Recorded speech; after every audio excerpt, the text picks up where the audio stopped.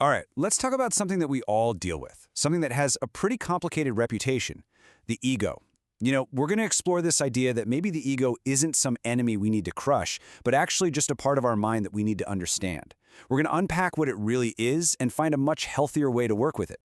I mean, you've heard this a million times, right? From spiritual gurus to self-help articles, the message is usually the same. Your ego is the bad guy. It's this thing you have to fight, conquer, and get rid of.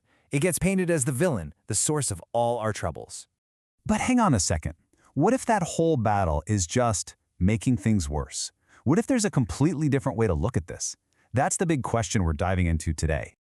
Okay, so first things first, before we can talk about it, we've got to be on the same page. Let's nail down a simple, really useful definition for what we even mean by ego. The word ego has had quite a journey. It started out as a psychological term, but as soon as it crossed over into the world of spirituality, boom, it got a really bad rap. It became this catch-all term for everything we don't like: pride, arrogance, selfishness, you name it. So for our purposes, let's use this definition right here. The ego is simply the sense of a separate me. It's the story of who we are, built from our memories, our jobs, our relationships, all of it. It's kind of like the narrator of our own personal movie. So if the ego is this sense of a separate me, where does that feeling even come from? Well, it all starts with this fundamental idea of separation. And to get a feel for it, let's use a little thought experiment. Think about it. Our minds are constantly drawing lines, all day, every day. It starts with physical stuff, right? This is my car, this is my desk. But it doesn't stop there. It goes way deeper into concepts like my opinion, my beliefs, my way of doing things. This is the ego's main job, to create and defend the little territory of mine. Okay, I want you to picture something. Imagine you are all alone on this incredibly beautiful, resource-rich island. There's more than enough food and water for 100 people. In this situation, the entire island is yours. You feel totally secure, abundant, peaceful, right? There's no threat, no conflict. It's all just there. And then a boat shows up, and one other person gets off and steps onto the sand. Now, physically, nothing has changed. The island is just as rich as it was a minute ago. There is still more than enough for 2 people, or 10, or 50. So, why do you suddenly feel a little knot in your stomach, a subtle sense of division, of scarcity? What just happened? That feeling, that right there, that's the ego springing into action. It's that sense of separation kicking in, drawing a line between me and them, between my stuff and their stuff. That's how a world of pure abundance can suddenly feel scarce. So if the ego is what's creating this division, the solution seems obvious, doesn't it? We just have to fight it, declare war on it. But this is where we fall into a really fascinating trap. I mean, really think about this for a second. When you say to yourself, my ego is the enemy and I have to destroy it, who is saying that? Which part of you just made that judgment? It's the ego again. It just put on a spiritual costume. And this reveals the whole paradox. By fighting your ego, you're actually creating more conflict and more separation inside yourself. And as we just saw, division is the exact environment where the ego gets stronger.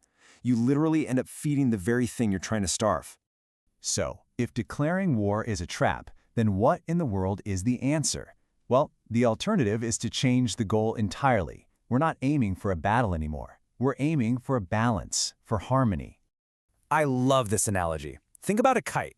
A kite doesn't fly by getting rid of the wind. It actually uses the opposition of the wind to lift off the ground.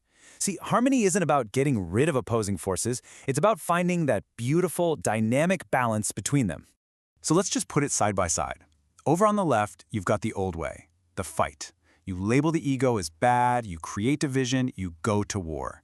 But on the right, you have a new way, the practice.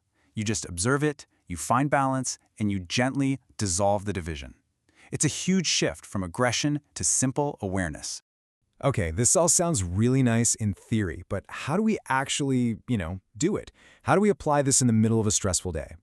Let's break it down into a super simple practice you can start using literally today. It really boils down to just 2 steps. Step 1, just start to notice the separation. Notice when your mind automatically claims things. That was my idea, or this is my success.